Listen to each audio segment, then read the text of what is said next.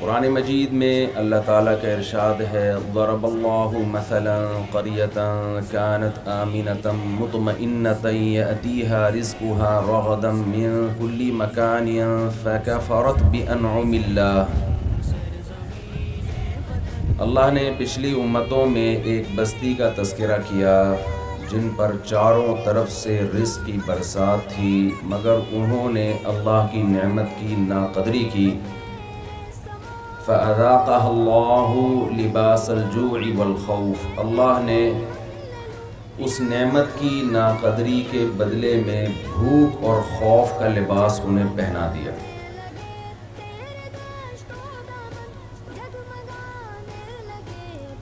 ہمارے اکابر اور جو بھی سنجیدہ علماء ہیں وہ یہ سمجھتے ہیں کہ اس وقت ملک کے جو حالات ہیں غربت اور مہنگائی سے متعلق، اس کی بڑی وجہ بھی ہماری ناشکری ہے۔ آج اس پر بحثیں ہو رہی ہیں کہ پاکستان کو بننا چاہیے تھا کہ نہیں بننا چاہیے تھا، ایک ایسی لا حاصل بحث جس کا کوئی رزلٹ نہیں۔ اتنی جرت کبھی کسی میں نہیں ہوئی کہ پاسپورٹ کو جلایا جا رہا ہو، میڈیا پہ ڈالا جا رہا ہو، جھنڈے کو جلایا جا رہا ہو، اور وہ یہ کام کرنے والا خود اپنے آپ کو پاکستانی کہتا ہو۔ ہر طرف منفی بات، منفی سوچ، مثبت بات کرنے والے بہت تھوڑے سے لوگ رہ گئے جو آپ کو حوصلہ دلاتے ہیں۔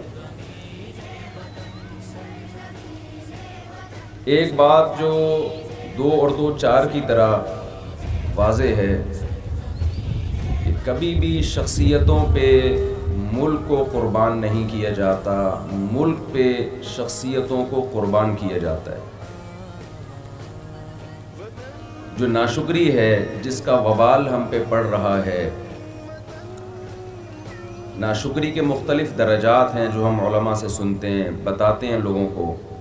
ان میں سب سے پہلا درجہ یہ ہے کہ نعمت کے وجود کا انکار کیا جائے، کہ آپ کو کوئی نعمت ملی، آپ اس کو نعمت ماننے کے لیے تیار نہیں۔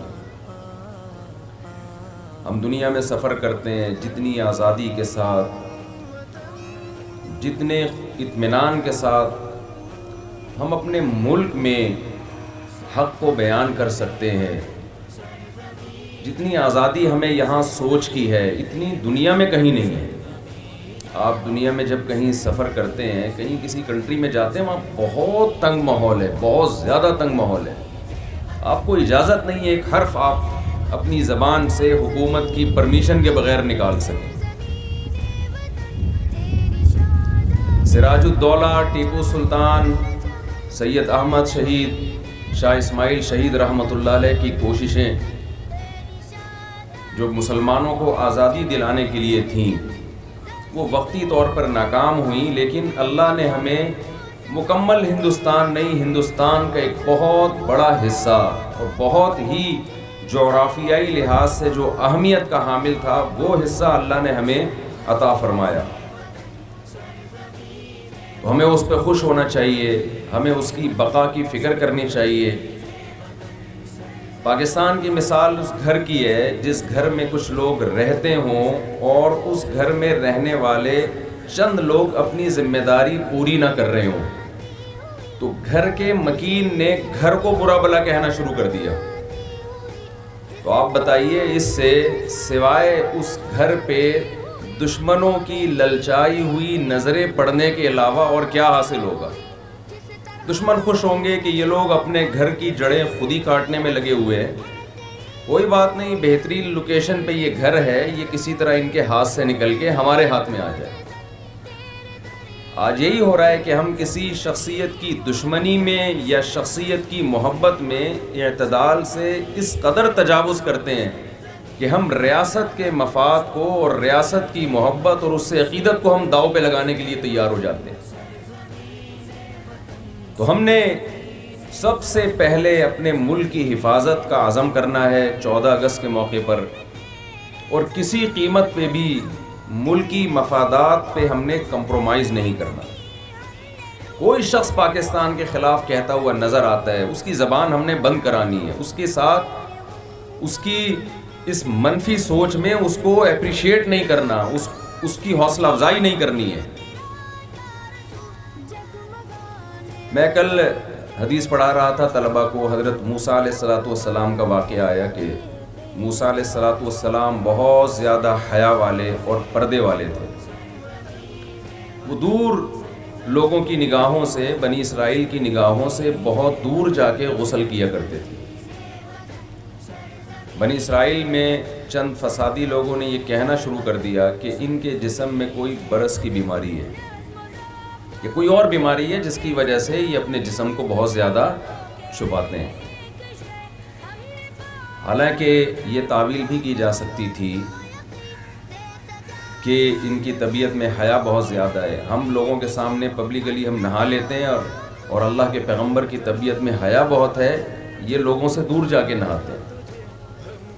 لیکن چند فسادیوں نے کیا پھیلانا شروع کر دیا کہ ان کے جسم میں، ان کی کھال میں، ان کی باڈی میں کوئی بیماری ہے جس کو یہ ہم سے چھپاتے ہیں۔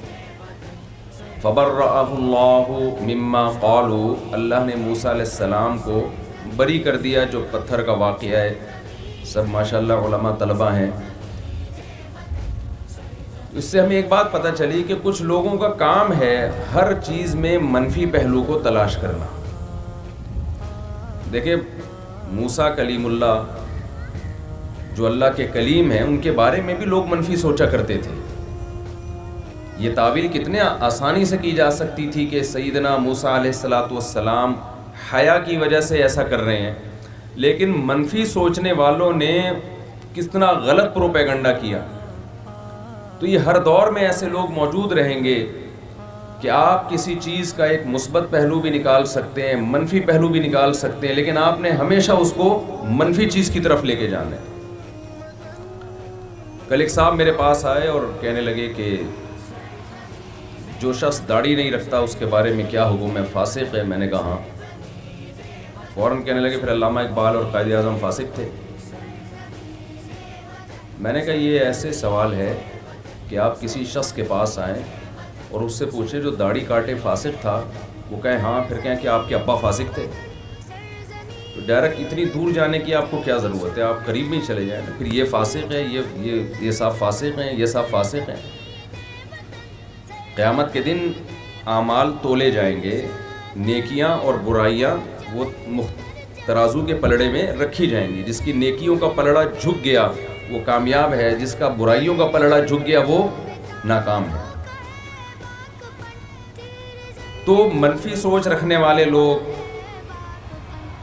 منفی باتیں کرنے والے لوگ، آپ کو پاکستان کا وہ پہلو دکھایا جائے گا جس میں غربت اور مہنگائی ہے، اور یہ زیادہ تر وہ لوگ کام کر رہے ہیں جو غربت اور مہنگائی سے ذرہ برابر بھی متاثر نہیں ہیں، جن کے پیٹ بھرے ہوئے ہیں وہ زیادہ تر بات کر رہے ہوں گے۔ جو غریب ہے، جو بیچارہ مہنگائی کا ڈسا ہوا ہے، اسے تو رزق تلاش کرنے سے فرصت نہیں مل رہی۔ تو آج 14 اگست میں ہمیں اس بات کا عزم کرنا چاہیے کہ ہم ملک میں منفی اور نیگیٹیوٹی کو فروغ دینے کے بجائے مثبت چیزوں کو فروغ دیں گے۔ جب ہم اختلاف کریں گے، چاہے وہ سیاسی اختلاف ہو یا کسی بھی مذہبی اختلاف ہو، تو اس اختلاف میں ہم حدود سے تجاوز نہیں کریں گے۔ اگر آج ہم 14 اگست کے دن اس بات کا عزم کر لیں کہ ہم سب نے ملک کی تعمیر اور ترقی میں مثبت کردار ادا کرنا ہے۔ دیکھیے چند مہینے پہلے ایک بل پاس ہوا تھا LGBT کا، ہومو سیکشولیٹی کو فروغ دینے کا۔ اس بل پہ اس کے خلاف بہت مثبت طریقے سے کام ہوا، وفاقی شرعی عدالت سے اس بل کو کالعدم قرار دے دیا گیا۔ یہ کتنی بہترین خبر تھی۔ لیکن جب یہ بل پاس ہوا تھا تو اس وقت جو ریاست کے اگینسٹ، ملک کے خلاف، حکمرانوں کے خلاف جو منفی باتیں پھیلائی گئیں، جب اس بل کو کالعدم قرار دیا گیا ہے تو پھر اس طرح سے پازیٹیوٹی کو فروغ نہیں دیا گیا۔ پھر اس پاکستان زندہ باد کے جتنے نعرے لگنے چاہیے تھے وہ نہیں لگے۔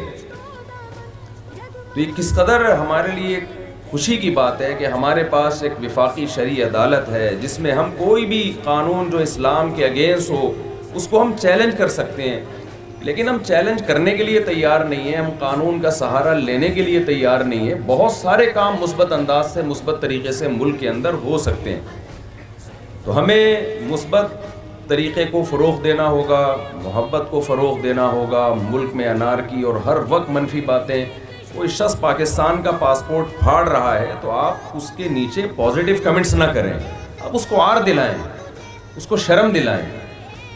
اللہ تعالیٰ سے دعا ہے کہ اللہ تعالیٰ ہمارے ملک کی حفاظت کرے۔ علامہ ابن تیمیہ رحمہ اللہ تعالیٰ کے اس قول کے ساتھ میں اپنی بات ختم کرتا ہوں۔ فرمایا کہ جب تمہیں حق اور باطل میں پہچان تمہارے لیے مشکل ہو جائے تو یہ دیکھ لو کہ باطل کے تیروں کا رخ کس طرف زیادہ ہے۔ کوئی ایسا کنٹری جس کی طرف تمام باطل نے اپنے تیروں کا رخ کر لیا ہو تو کچھ تو زرخیزی ہوگی نا اس ملک کے اندر۔ میں ایک آسان سی مثال لوگوں کو دیتا ہوں ڈبے کے دودھ اور بھینس کے دودھ میں فرق کرنے کے لیے۔ ایک صاحب میرے پاس آئے اور کہنے لگے کہ میں ڈبے کا دودھ پیتا ہوں، اس میں جراثیم نہیں ہوتے۔ میں نے کہا کہ کھلا دودھ بھینس کا پیا کرو۔ کہنے میں ڈبے کا پیتا ہوں، اس میں جراثیم نہیں ہوتے۔ میں نے کہا آپ ڈبے کے دودھ کو کھول کے رکھیں، 24 گھنٹے تک بھی خراب نہیں ہوتا، اور یہ جو بھینس کا کھلا دودھ ہے نا 1 گھنٹے میں خراب ہونا شروع ہو جاتا ہے۔ تو جس دودھ کو جراثیم لفٹ کرانے کے لیے تیار نہیں ہے، آپ اس دودھ کو کیوں پی رہے ہو؟ جراثیم بھی اس کو لفٹ کرانے کے لیے تیار نہیں۔ تو کچھ تو زرخیزی ہے نا کہ جتنی اسلام دشمن قوتیں ہیں وہ پاکستان کو اندرونی طور پر بھی کھوکھلا کرنے کی کوشش کر رہی ہیں، اندرونی طور پر بھی بغاوتیں، بارڈر بھی محفوظ نہیں، اور ہمیں جس عذاب میں انہوں نے ڈالے تو بہت زیادہ اس میں بیرونی سازشوں کا دخل ہے۔ تو کچھ تو زرخیزی ہوگی اس کنٹری میں، کچھ تو ہوگا نا اس ملک کے اندر، جس کی وجہ سے باطل کے تیروں کا رخ جتنا ہماری طرف ہے دنیا میں کسی اور ملک کی طرف نہیں ہے۔ یہ بھی ایک مثبت چیز ہے جسے ہائی لائٹ کرنے کی ضرورت ہے۔ اللہ تعالیٰ ہمارے ملک کی حفاظت فرمائے، اور جس خلفشار کا اس وقت ہمارا ملک شکار ہے اس سے ہمیں بھی اور ہمارے ملک کو بھی اللہ تعالیٰ نجات عطا فرمائے۔ جزاکم اللہ۔